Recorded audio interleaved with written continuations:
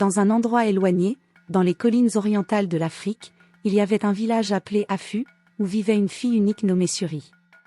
Elle se distinguait parmi les habitants, ne possédant pas la peau foncée typique du peuple africain, mais plutôt un teint étonnamment clair et des cheveux qui brillaient avec des tons dorés. Cette différence était si notable que les villageois l'appelaient affectueusement Ona, ce qui signifie « dame blanche » dans leur langue. La naissance de Suri fut un événement marquant pour le village, car personne n'avait jamais vu quelqu'un avec des caractéristiques aussi particulières. Initialement, son apparition suscita des murmures et des regards curieux, tout le monde attendant que, avec le temps, sa peau acquiert le teint bronzé caractéristique de la région. Cependant, au fil des jours et des semaines, la couleur de sa peau et ses cheveux dorés restaient inchangés. Ce n'était pas une particularité passagère, mais bien une caractéristique définitive, jamais vue auparavant par les villageois. La situation devint encore plus préoccupante lorsque Masoko, le père de Suri, tomba gravement malade et décéda peu après sa naissance, laissant la communauté dans un état de consternation et d'incertitude. La perte tragique de son père fut largement perçue comme une conséquence directe de la singularité de Suri. Beaucoup dans le village étaient convaincus qu'elle était une entité surnaturelle, venue affliger le peuple d'Afu de malheur. À mesure que Suri grandissait, sa présence était toujours accueillie avec un mélange d'admiration et de répulsion, en raison de sa condition de peau unique. Malgré cela, sa mère l'aimait inconditionnellement et faisait tout pour la protéger des commentaires malveillants et des préjugés de la communauté. Cependant, le destin réservait encore plus d'épreuves à Suri. À l'âge de 12 ans, elle subit un autre coup dévastateur, sa mère tomba gravement malade et décéda quelques semaines plus tard. La communauté n'hésita pas à attribuer cette mort tragique à ce qu'ils considéraient comme l'influence néfaste de l'apparence de Suri. Orpheline et vulnérable, Suri fut confiée aux soins de sa belle-mère, Obu, et de ses 3 demi-sœurs, Anu, Ego et Ifi, qui ne lui témoignaient aucune affection.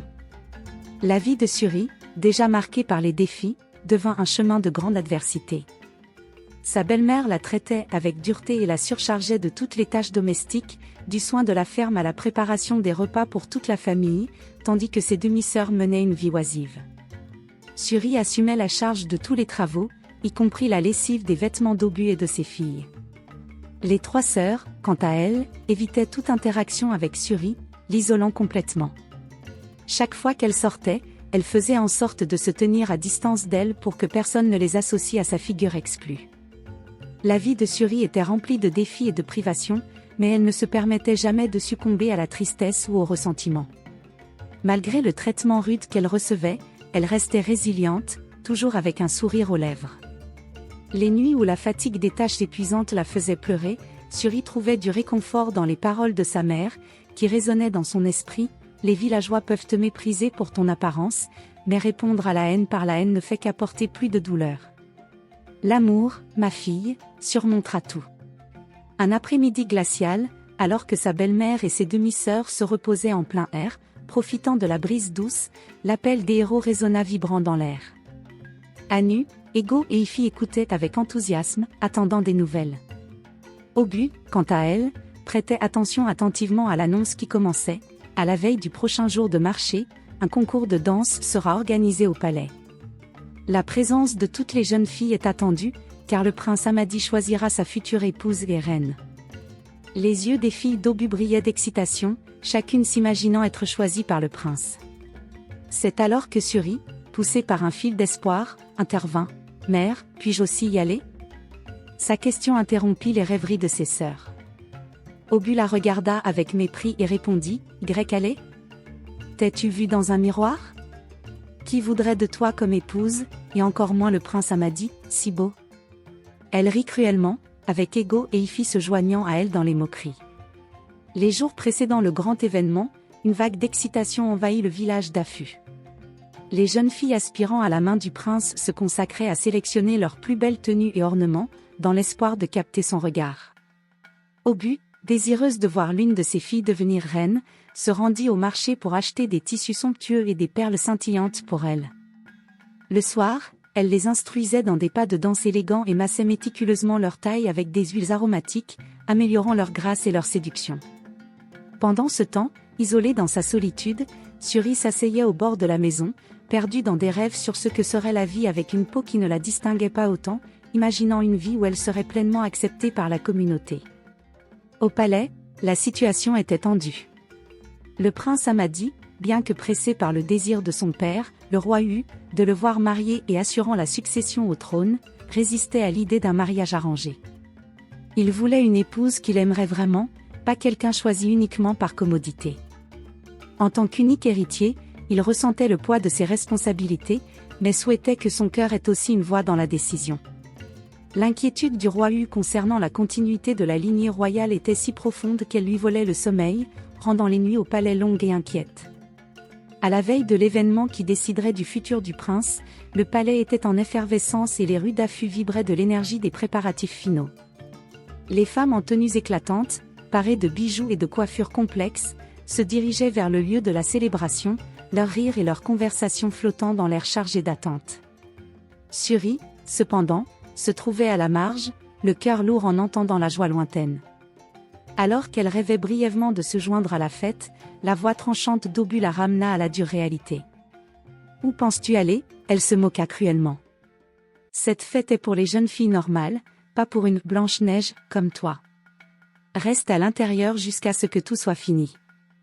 Tu as encore des tâches à faire. » Au palais, l'ambiance était tout aussi chargée, mais de tension, pas de célébration.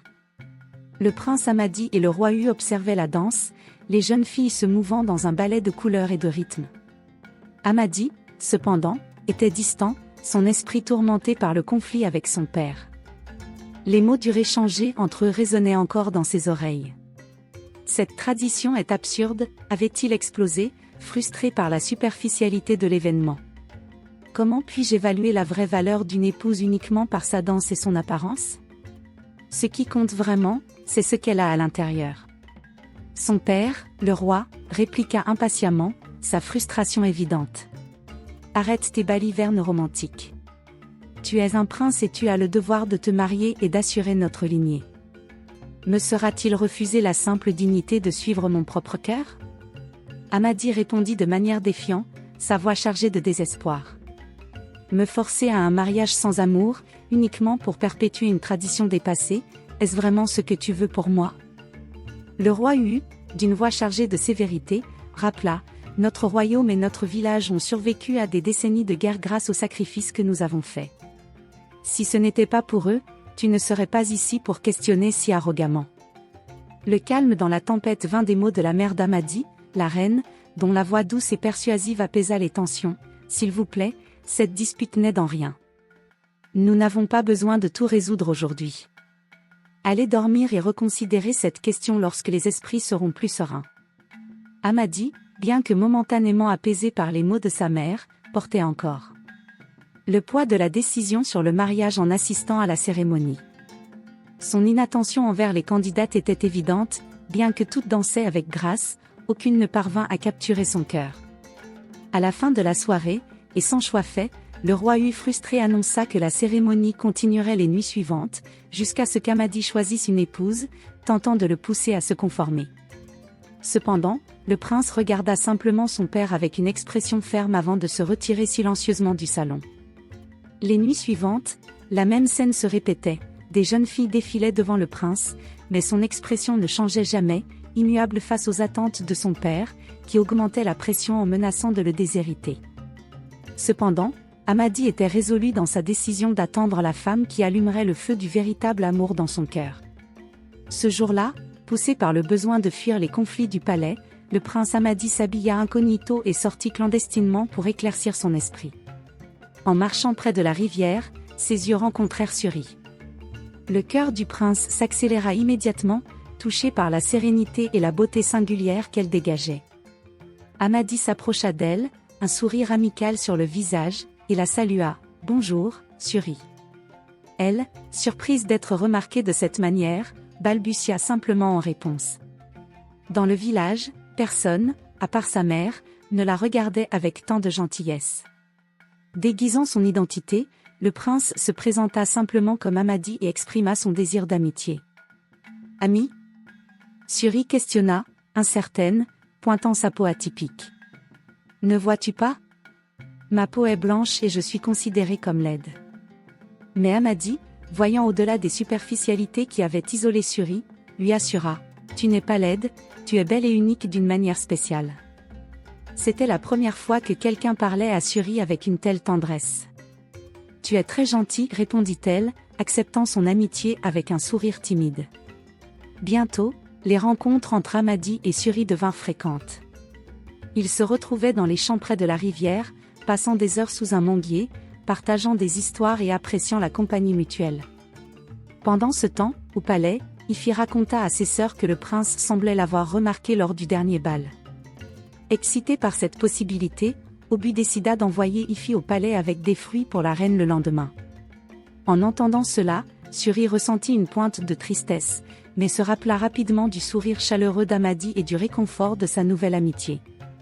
Elle savait peut-être qu'elle ne gagnerait jamais le cœur du prince ni ne serait pleinement acceptée par la société, mais au moins, elle avait trouvé un véritable ami, et cela lui donnait de l'espoir.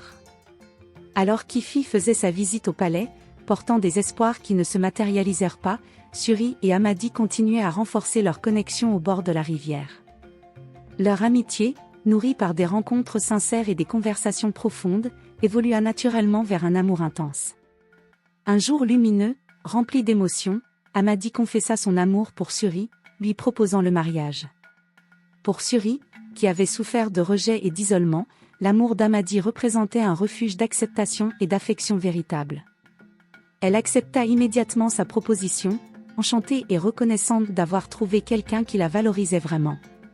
C'est alors qu'Amadi révéla sa véritable identité, « Je suis le prince », avoua-t-il. Suri, surprise et un peu abasourdie, ne pouvait croire que l'homme qu'elle aimait était l'héritier du trône d'Afu. Lorsqu'Amadi présenta Suri au roi Hu, la réaction du roi fut de surprise et de résistance initiale. Il craignait les répercussions politiques d'un mariage aussi inhabituel et s'inquiétait des moqueries des royaumes voisins. Cependant, reconnaissant qu'une épouse aimant sincèrement son fils était préférable à un mariage sans amour, il finit par bénir le couple. La décision du prince, cependant, ne fut pas bien accueillie par les villageois, qui se moquaient de son choix et remettaient en question son mariage. La nouvelle du mariage se répandit rapidement, causant incrédulité et dédain parmi beaucoup, y compris Obu et ses filles. Cette nuit-là, dans un acte de cruauté et de dépit, elles forcèrent Suri à dormir dehors, l'accusant faussement de sorcellerie pour justifier son influence sur Amadi. Obu, désespéré, tenta d'intercéder auprès de la reine, envoyant des messages fervents pour que le mariage soit empêché. Cependant, tous ces efforts furent vains, car l'amour entre Amadi et Suri, bien que peu commun, était profond et véritable, et rien ne pouvait les empêcher de rester ensemble. L'hostilité des villageois envers Suri s'intensifia lorsqu'ils découvrirent qu'elle serait la future reine, le choix d'Amadi parmi toutes les femmes de la région.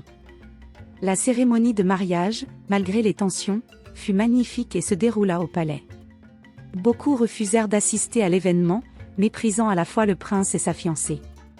Cependant, pour Amadi, rien de tout cela n'avait d'importance, il épousait l'amour de sa vie, et cela surpassait toute autre préoccupation.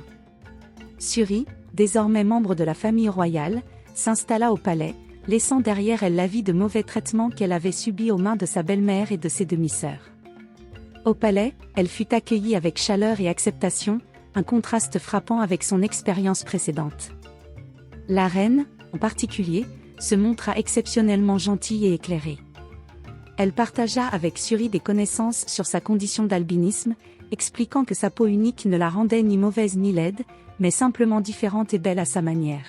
« J'ai déjà vu beaucoup de personnes comme toi lors de mes voyages, dit la reine, tu es une albinos, une belle albinos, et il n'y a rien de mal à cela. » La vie de Suri au palais était paisible et remplie d'amour, un véritable foyer où elle se sentait valorisée et respectée. Cependant, une matinée inhabituelle apporta un événement étrange et alarmant. Les villageois d'Afu se réveillèrent affligés de cloques douloureuses couvrant leur corps. Tant les jeunes que les anciens souffraient, à l'exception de Suri. Les guérisseurs du village travaillèrent sans relâche, mais aucun remède traditionnel ou moderne ne parvint à soulager ou guérir les mystérieuses cloques. La souffrance était palpable, les habitants passant des jours et des nuits dans l'agonie. Lorsqu'Atama, le guérisseur renommé, arriva au village d'Afu à la demande du roi Hu, sa présence apporta un mélange d'espoir et d'attente. Cependant, sa première déclaration laissa tout le monde perplexe. Il questionna pourquoi il avait été appelé, alors que la guérison résidait déjà parmi eux.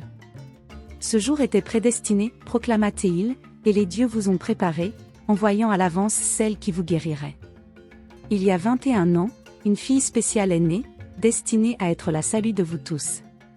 Elle est la fille à la peau pâle, différente de tous ici. La révélation d'Atama concernant Suri en tant que guérisseuse prédestinée laissa les villageois sous le choc. Motivé par ces instructions, Suri se rendit à la rivière et réalisa le rituel de s'immerger dans les eaux 3 fois pendant 3 jours consécutifs. Pendant ces jours, elle récolta des feuilles vertes sur les rives de la rivière, en extrayit le jus et l'appliqua aux malades. À la surprise et au soulagement de tous, l'extrait des feuilles guérit les cloques douloureuses. Le miracle réalisé par Suri transforma complètement la perception des villageois. Ceux qui la ridiculisaient et l'excluaient auparavant la voyaient maintenant comme une envoyée des dieux, une guérisseuse aux pouvoirs extraordinaires. La communauté, repentante pour ces années de mauvais traitements, chercha la réconciliation. Ils présentèrent des excuses sincères et l'acceptèrent pleinement, non seulement comme leur reine, mais comme une figure de grand respect et admiration. Obu et ses filles, confrontés à la magnanimité de Suri en pardonnant si rapidement, cherchèrent également son pardon, comprenant l'erreur de leur voix. Suri, avec son cœur généreux, les pardonna, consolidant sa place non seulement comme membre de la famille royale, mais comme une guérisseuse vénérée. Avec le temps, elle approfondit ses connaissances en médecine traditionnelle, devenant une figure centrale dans la guérison des maladies dans le village et au-delà, respectée et aimée par tous. Ceux qui doutaient de son origine et de son destin extraordinaire. 1 an après les événements remarquables qui solidifièrent la position de Suri comme une figure de guérison et de respect dans le village, elle et le prince Amadi reçurent une autre bénédiction, la naissance de jumeaux. La joie fut universelle, partagée par tous, du roi Hu au plus humble des villageois. L'arrivée des jumeaux ne renforça pas seulement l'amour et l'union au sein de la famille royale, mais célébra également la diversité et l'acceptation que Suri avait apportée au village. L'histoire du prince Amadi, qui choisit le véritable amour au-dessus des attentes et des préjugés, devint une légende à Afu, transmise de génération en génération. Il fut rappelé non seulement comme un leader, mais comme un symbole du pouvoir de l'acceptation et du respect des différences. La vie de Suri et Amadi, remplie de défis surmontés et de leçons apprises, servit de rappel éternel de l'importance de regarder au-delà des apparences et de valoriser chaque personne pour ses qualités uniques et ses buts spéciaux. Merci d'avoir suivi cette histoire. N'hésitez pas à choisir l'une des 2 vidéos qui apparaissent maintenant sur votre écran et continuez votre voyage à travers les histoires africaines.